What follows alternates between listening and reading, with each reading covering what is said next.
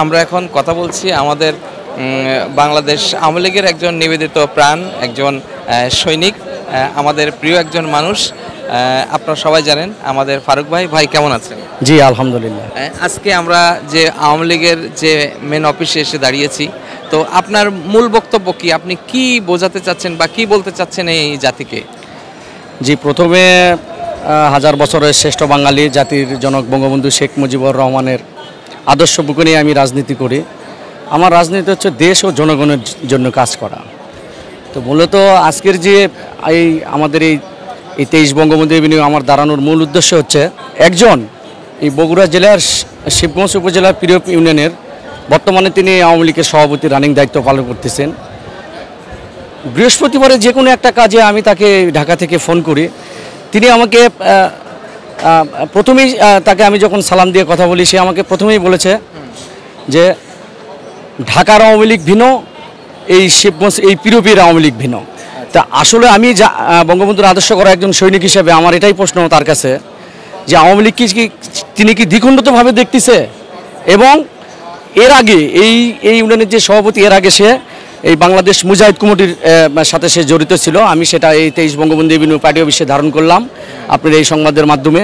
সে মুজাহিদ কমিটির একজন সদস্য ছিল শিবগঞ্জ উপজেলার।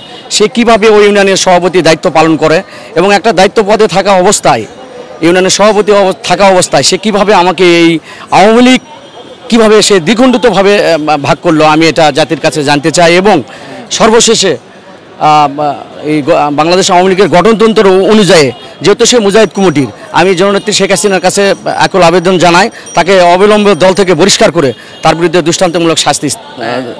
আপনার কথা শুনে আমি আরেকটু বলতে চাই, সেটা হলো বন্ধুরা, আপনারা জানেন যে আওয়ামী লীগের যে গঠনতন্ত্র এবং যে নিয়ম সেটা কিন্তু একই হবে। আপনারা জানেন যে সংবিধান যেমন সব জায়গায় সমান ক্ষেত্রে, আইনের কোনো ধারা সবই একরকম, তবে আইনে আওয়ামী লীগের যে নিয়ম শৃঙ্খলা এবং যে গঠনতন্ত্র যে আদর্শ সেটা কখনো শহর বা গ্রাম এটা ভিন্ন হতে পারে না। দুঃখজনক, যেহেতু তার আমি যতটুকু জানতে পেরেছি যে এই কমিটির মেয়াদ উত্তীর্ণ শেষ, সে কীভাবে এটা সভাপতি দাবি করে। আমি বাংলাদেশ আওয়ামী লীগের সাধারণ সম্পাদক ওবায়দুল কাদের কাছেও, স্যারের কাছেও আমি আকেল আবেদন, এবং জননেত্রী শেখ হাসিনার কাছে আমার সর্বজোরে আবেদন, যেহেতু আমার হাতে প্রুফ প্রমাণ সহ আমি 23 বঙ্গবন্ধু এভিনিউ, আমি একজন বঙ্গবন্ধু আদর্শ করা সৈনিক, আমি তাকে অবিলম্বে দল থেকে বহিষ্কারের জন্য আবেদন জানাই। আচ্ছা, সেটা আপনার এই আবেদনটা আমাদের নিউজের মাধ্যমে আমরা জানানোর চেষ্টা করব। এবং সাথে সাথে আরেকটা বিষয় জানতে চাই যে এই ব্যক্তিকে যারা, উনি কিভাবে এই পদে আসলেন, একজন অন্য দল হয়ে, যে দলটা নিষিদ্ধ একটা মুজাহিদি দল, সেখান থেকে এসে উনি আওয়ামী লীগের পদ পেল, এটার পিছনেও তো একটা রহস্য আছে। অবশ্যই এটা যারা, আমি মনে করি সেই সময় যারা কমিটি দিয়েছে, এটা তাদেরই কিছু গাফলাতি অবশ্যই আছে। সেটাও আমি প্রধানমন্ত্রীর কাছে সেটাও আমার আবেদন। সেই সময় যারা কমিটি দিয়েছে 3 বছরের জন্য অনুমোদিত, এবং আমি এটা করজোরে বলতে চাই যে ওই ইউনিয়নে যেহেতু আমারও জন্ম, ওই ইউনিয়নের যিনি সেক্রেটারি তিনি আমার দাদা রানিং, সে আমার দাদা, তিনি ওই ইউনিয়নের সেক্রেটারি। আসলে পুরা বিষয়টা তদন্ত করা দরকার যে আসলে আওয়ামী লীগ কারা, ওখানে কারা আওয়ামী লীগ স্থাপন করেছে।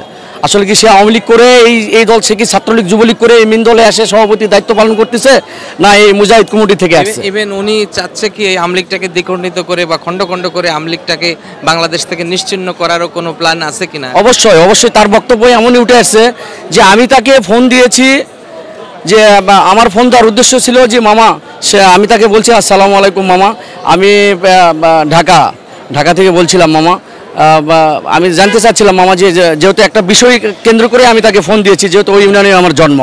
তিনি প্রথমেই ফোন রিসিভ করে তিনি আমাকে বলছে ঢাকার আওয়ামী লীগ ভিন্ন, এই শিবগঞ্জ এই পিরোপের আওয়ামী লীগ ভিন্ন। আমি দেশরত্ন শেখ হাসিনার কাছে বারবার করজোড়ে আবেদন করি যে ঢাকার আওয়ামী লীগ ভিন্ন, এই পিরোপের আওয়ামী লীগ ভিন্ন, এই কথাটার তাৎপর্য কি এটা আমি খুঁজে পাচ্ছি না। এটার দৃষ্টান্তমূলক শাস্তি হওয়া আমি করজোরে দাবি করি, এবং এটার আপনি তীব্র প্রতিবাদ জানাই। বন্ধুরা, ফারুক ভাইয়ের সাথে সাথে আমরাও একমত এটাই যে আসলে পৃথিবীর যে কোনো দল হোক বা যে কোনো রাজনৈতিক দলের আদর্শ এক হবে, সেটা শহর বা গ্রাম বা যে কোনো জায়গায়, দেশ বিদেশে একই রকম গঠনতন্ত্র থাকে। তা যিনি এটা অপপ্রচার করছে এবং যিনি এই কথাটা বলেছে, তিনি বিশেষ করে আওয়ামী লীগের যে গঠনতন্ত্র সেটাকে উনি অবমাননা করেছেন। এটা অনেক বড় একটা, তার দৃষ্টান্তমূলক শাস্তি হওয়া উচিত, শাস্তির দাবি করছি।